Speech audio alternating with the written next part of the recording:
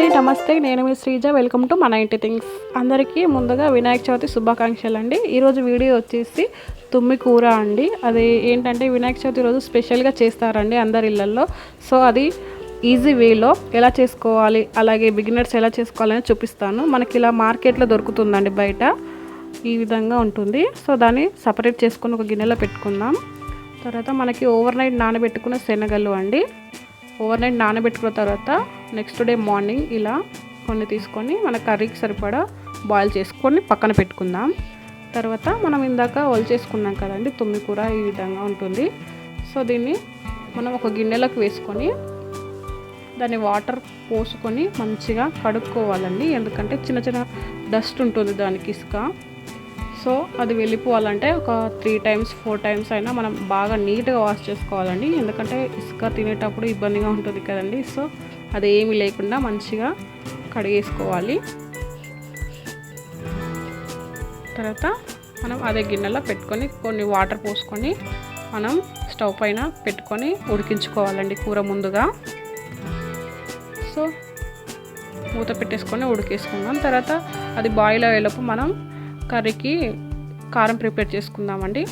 కొన్ని పచ్చిమిర్చి ముక్కలు తీసుకున్న తర్వాత అందులోనే చింతకాయ కూడా కడిగేసి పెట్టుకున్న వాటిని నీట్గా శుభ్రం చేసుకున్నాం కదా, వాటిని కూడా ఇట్లా కట్ చేసేసుకొని వేసుకుందాం. అందులో సరిపడా సాల్ట్ యాడ్ చేసుకుందాం.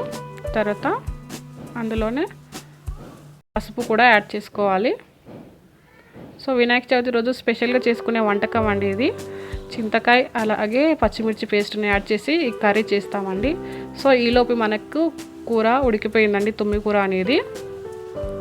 సో ఇలా బాయిల్ చేస్తే ఏంటంటే అందులో ఉండే ఒక స్మెల్ కానీ ఇంకా ఏదైనా డస్ట్ కానీ ఏమైనా ఉంటే వెళ్ళిపోతుందండి. అందుకని ఇలా ఉడకబెట్టుకొని చేస్తారు.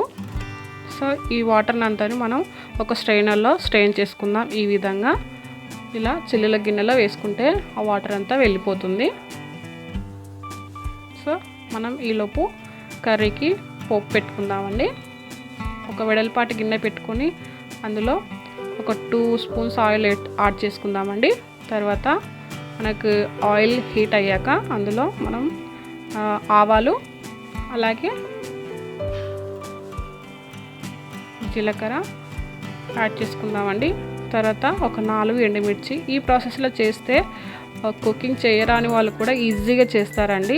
ఈ విధంగా చేస్తే అలాగే అంతే టేస్టీగా కూడా ఉంటుంది. తర్వాత అవి ఫ్రై అయిన తర్వాత ఒక 1/2 spoon వరకు అల్లం వెల్లుల్లి పేస్ట్ యాడ్ చేయండి ఫ్రెండ్స్. ఇది కూడా కొద్దిగా ఫ్రై అవ్వాలి ఆయిల్లో.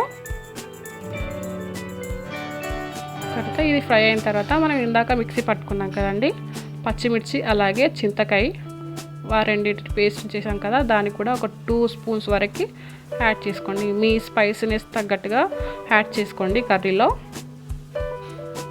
ఎక్కువ తినేదైతే ఎక్కువ యాడ్ చేయండి. సో ఈ విధంగా పచ్చిమిర్చి మనం ఇలా ఆయిల్లోనే ఫ్రై చేసుకోవాలండి. ఎందుకంటే మనం ఇవి పచ్చిమిర్చి ఆయిల్లో ఫ్రై చేస్తే ఏంటంటే ఒక స్మెల్ అనేది వెళ్ళిపోతుంది, పచ్చి స్మెల్ అనేది. తర్వాత ఉడకబెట్టుకున్న శనగలు వేసుకుని వాటిని కూడా ఫ్రై చేసుకోవాలి. ఎందుకంటే మనం ఆకుకూర ఆల్రెడీ బాయిల్ చేసాం కదండి. సో ఇందులోనే అవి కొంచెం ఫ్రై అవ్వాలి కాబట్టి కొద్దిగా ఒక 1 teaspoon వరకు వాటర్ యాడ్ చేయాలి. కొద్దిగా అంటే కొద్దిగా, లిటిల్ బిట్ ఆఫ్ వాటర్. తర్వాత అది ఉడికిన తర్వాత మనం ఈ విధంగా చేసి పెట్టుకున్న తుమ్మికూర ఉంది కదండి, దాన్ని కూడా యాడ్ చేసుకుందాం ఆ కారం మిశ్రమంలో. సో అంతే ఫ్రెండ్స్, ఎంతో ఈజీగా అండ్ టేస్టీగా ఉండే వినాయక చవితి స్పెషల్ రెసిపీ తుమ్మికూర రెడీ అయిపోయిందండి ఆల్మోస్ట్ మనకి. సో ఈ విధంగా కారం మొత్తం కూర కలిసిలా కలిపిన తర్వాత మూత పెట్టుకొని ఒక 5 minutes వరకు మనం ఉడికించుకోవాలి లో ఫ్లేమ్లో. తర్వాత మనకి కూర అనేది రెడీ అయిపోయిందండి. బిగినర్స్కి చాలా చాలా యూస్ఫుల్గా ఉంటుందండి ఇది. సో మీరు కూడా తప్పకుండా ట్రై చేయండి ఫ్రెండ్స్. సో మనకి ఇలా డిష్ అవుట్ చేసుకుంటే సరిపోతుంది. వేడి వేడి తుమ్మికూర రెడీ. అలాగే వినాయక చవితి స్పెషల్ డిష్ అండి ఇది. తప్పకుండా మీరు ట్రై చేయండి ఫ్రెండ్స్. అలాగే మీకు ఎలా కుదిరింది అనేది నా కామెంట్లో చెప్పండి ఫ్రెండ్స్. మీకు కనుక ఈ వీడియో నచ్చితే లైక్ చేయండి, అలాగే షేర్ చేసేసుకోండి. అండ్ మరిన్ని వీడియోస్ కోసం మన ఇంటి థింగ్స్ని సబ్స్క్రైబ్ చేయడం మాత్రం అస్సలు మర్చిపోవద్దు ఫ్రెండ్స్. పక్కన ఉన్న బెల్ ఐకాన్ మాత్రం యాక్టివేట్ చేయడం ఇంకా మర్చిపోవద్దు. Thanks for watching. Have a nice day. Bye.